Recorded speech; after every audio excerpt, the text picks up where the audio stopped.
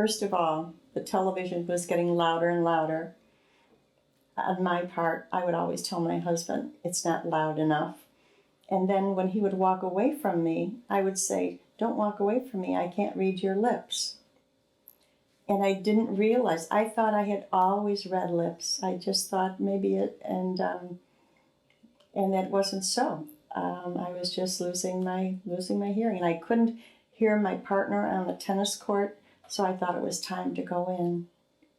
And what led me to these wonderful people is I went to a nationally known audiologist that you would recognize the name of, and they told me that I had hearing loss in both ears, and that was a shock.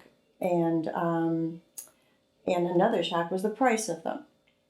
And then they tried to hustle me. They wanted an immediate commitment that day, and they would knock off $1,000. And I don't like to be hustled into anything. I like to make the decision on my own in my own time. And then I met Pat and John, and I knew that God wanted me to be with them because they were just wonderful people, and no hustle, no commitment. They were just great. And that's when I know how knowledgeable they were because I was at a meeting. They were kind and thoughtful and generous people. They mentioned that they had gone down on their vacation to Cozumel and fit children with hearing aids, these children that have never been able to hear before.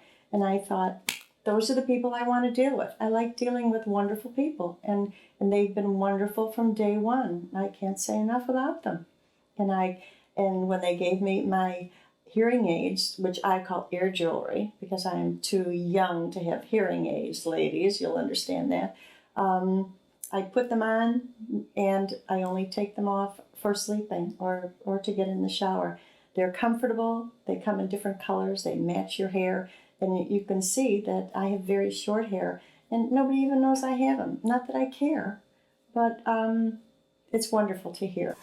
Well, when I realized that I needed hearing aids, of course the newspapers down here are full of doctors and dentists and hearing aid companies, and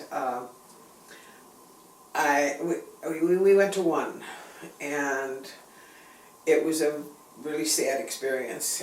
He did the testing. The office left a lot to be desired, and so did the tester, and I was just very uncomfortable, and he wanted us to leave a deposit so that he could order the hearing aids, and my husband, thinking I was just going to back away from it altogether, was very forceful in saying, we'll leave a deposit, which I did, and we left, and I said to him, I can't go through with this company.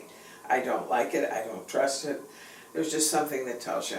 And in the meantime, I have a very dear friend who had gotten her hearing aids, her ear jewelry, as she calls it, through Hoglund's, and she had been just singing their praises to me all the time. There's no stigma connected with having ear jewelry, even though I won't say the other word.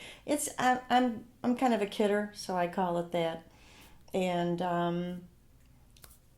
as I said earlier, sometimes I will put them on my friends, and they're amazed at the difference, even though they're not tuned to and computerized to their loss. And then I say, it's so easy, it's free, go see John and Pat. I think a lot of people are embarrassed with hearing aids. They show, and that never bothered me. One of my sisters said, well, aren't you going to have to redo your hair so that they don't show? I said, well, when I wear my glasses, they show, and that's just the way life goes. I wasn't going to be embarrassed with the hearing aids any more than I was embarrassed with wearing glasses in order to see.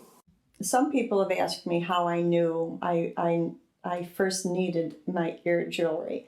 Well, I'm a Weight Watcher, and I weighed in one day, and the girl said, Mary Rita, do you need any trackers? And a tracker is something you write down everything you eat. And I said, crackers? I said, I don't buy Weight Watcher food. And she said, Mare, trackers. I found out then that I needed some help. And when I came to Pat and John and I took the test, they pointed out to me that I was only hearing 50% of the consonants. And so that was when I really knew that I had to do something about it. And they put my husband in another room, and I missed 50% of them. And then they put my little instruments on, and I heard 100%. So it was a win-win situation from the very beginning. I'm very happy with them.